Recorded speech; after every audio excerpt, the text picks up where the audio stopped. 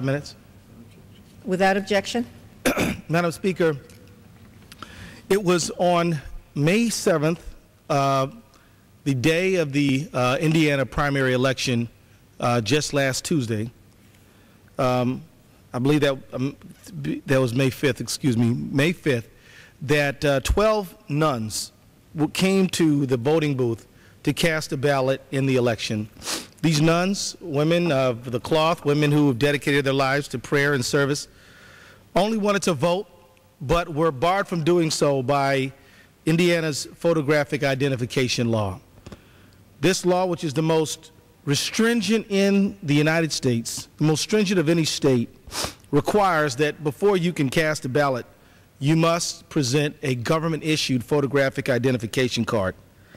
98-year-old nun, American citizen, devoted to her country and her faith, was denied along with 11 of her colleagues.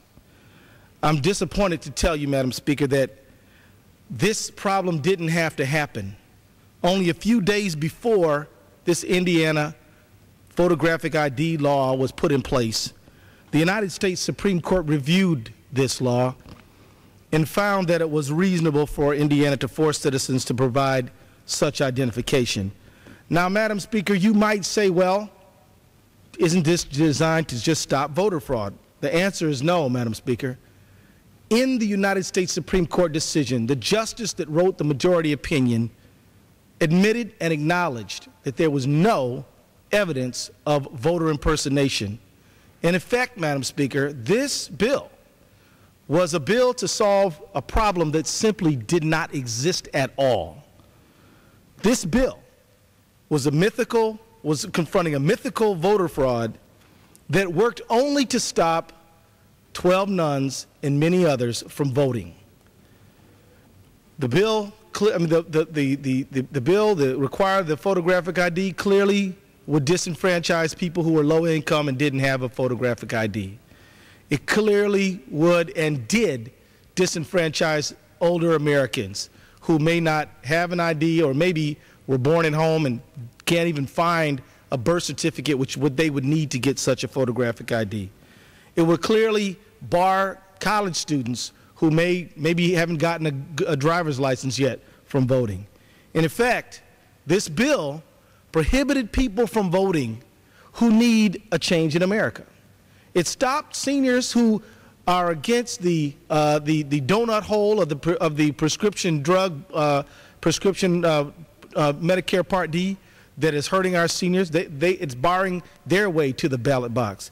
It's barring our students' way to the ballot box as they struggle to confront galloping tuition increases and mounting debt. It's barring the rights of our citizens who cry for greater civil and human rights in our country. And it's basically standing in the way of voters who need a fairer, more equal, more just society. The fact is, Madam Speaker, I wish those people who pushed this law forward would have simply admitted that they don't want to debate the ideas, they just want to stop voters from getting to the ballot box. They don't want to debate whether or not it makes sense to help rich people get even richer, to help big corporations get even bigger. They don't want to debate that. They just want to stop the people who would be opposed to their ideas from ever being able to cast a ballot. Madam Speaker, I want to commend the New York Times, which on May 13th submitted this editorial, "The Myth of Voter Fraud." And what this editorial shows is that it's not just Indiana, but many other states which are requiring this absolutely unneeded photographic ID requirement. States like Missouri, Kansas, Florida, South Carolina, and others are considering these bills. They must and should be stopped. They're not intended to stop fraud. In fact, if there's any fraud going on, Madam Speaker, it is that people in the category that I mentioned, the senior citizens, communities of color, low-income people, students, those people are being defrauded because actively in almost every election we've seen schemes and devices reminiscent of Jim Crow to bar them from the ballot box.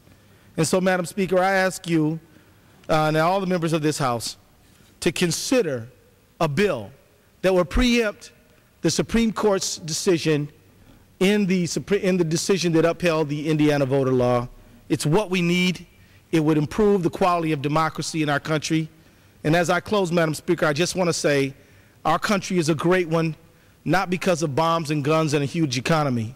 It's a great country because this country has been advancing liberty ever since its inception. In the beginning of this country, Madam Speaker, you and I know that only white men of property were able to vote. Just being a white male would not get you to vote. But then we saw the Jacksonian Revolution and people without property could vote. And then we saw the Civil War come, and then black men could vote. And then we saw the 19th Amendment, and then women could vote. And then we saw the barring of the 24th Amendment, which said that no more poll taxes could stand in the way of people voting. And then we saw the amendment that allowed people 18 years old to vote. Every generation we've seen increases in the right to the vote, except for this one. It's a sad day, Madam Speaker, and I yield back, and I call on this Congress to keep the doors to the voting booth open for all Americans.